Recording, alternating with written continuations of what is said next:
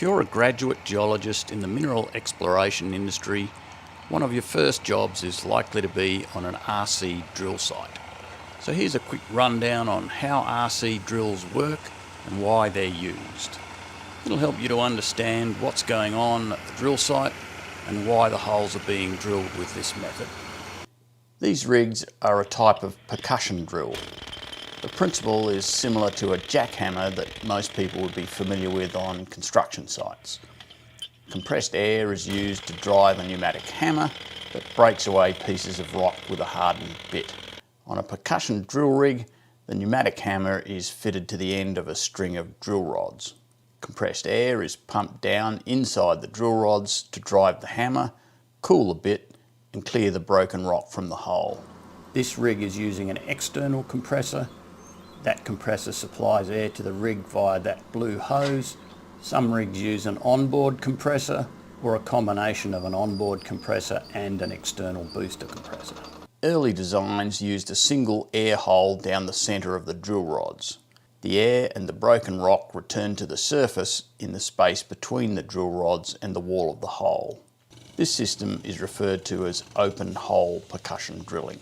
It's simple, fast and still used today on drill holes that don't need to be sampled, like blast holes for explosives. The disadvantage is that drill cuttings returning to the surface get contaminated with material from the wall of the hole, including water from faults and aquifers. RC stands for reverse circulation, because the compressed air used to drive the drill flows in the reverse direction to the original design.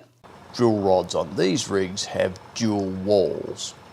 Compressed air is pumped down between the outer and inner walls and comes back up with pieces of broken rock through the centre tube.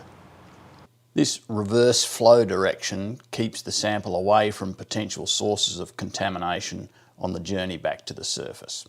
The bit on the end of the hammer has tungsten carbide buttons that break away chips of rock. Air coming out of the hammer passes around the outside of the bit through those grooves, picks up the pieces of broken rock and blows them back into those two ports on the face of the bit. The ports channel the mix of air and rock chips into the centre tube of the drill rods so it can return to surface. Some of the air also goes back up the hole outside the drill rods to keep the hole clear and to stop any rock and water falling down the hole and contaminating the sample. That air, plus any water and rock from the sides of the hole, comes out of the exhaust at the top of the hole. When the sample and the air inside the rods reach the surface, they come out through a swivel on the top of the rods, through the sample hose and into a cyclone. The mix spins around inside the cyclone and centrifugal force pushes the pieces of rock outward to the wall of the cyclone, where they slow down and fall to the bottom. Air and some fine dust passes out through the top. The sample falls through a splitter at the bottom of the cyclone. The splitter cuts the chips randomly into a small sample of about 2 kilograms for assay and the remainder into a large sample for other types of analysis.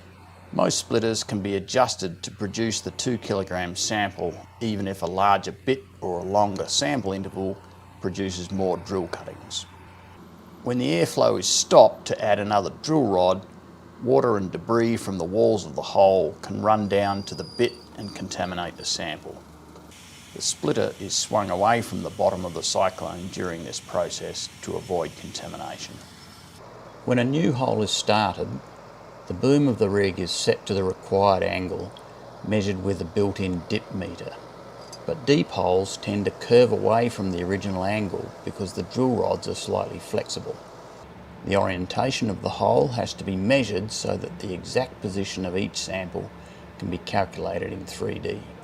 An orientation tool is sent down the hole at regular intervals to measure the dip and azimuth of the hole. The tool uses a combination of a clinometer and a magnetic compass or a gyroscopic sensor to read the dip and azimuth of the bottom of the hole. When the tool comes back to the surface, the data is read with an external sensor.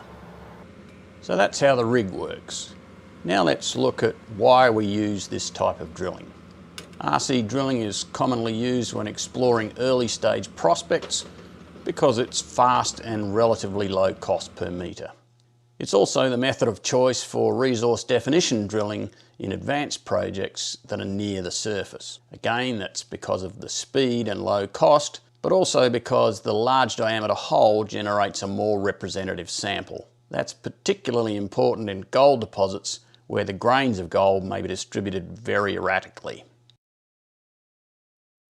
The main limitation for RC drilling is depth. Beyond about 400 metres, it becomes effectively impossible to lift the column of air and drill cuttings inside the rods with compressed air. For most practical purposes, the limit's more like 250 metres. Deeper holes will almost always require diamond drilling, which we'll cover in a separate video. In some cases, the first 200 to 300 metres of a hole will be drilled with RC to reduce the cost, and the rest of the hole with a diamond rig. This is called pre-collar with a diamond tail. So that's a quick summary of how RC drill rigs work and why we use them. Our next video will cover some detail on how and why different samples are collected from the drill cuttings and the geologist's responsibilities in managing the rig and collecting the data.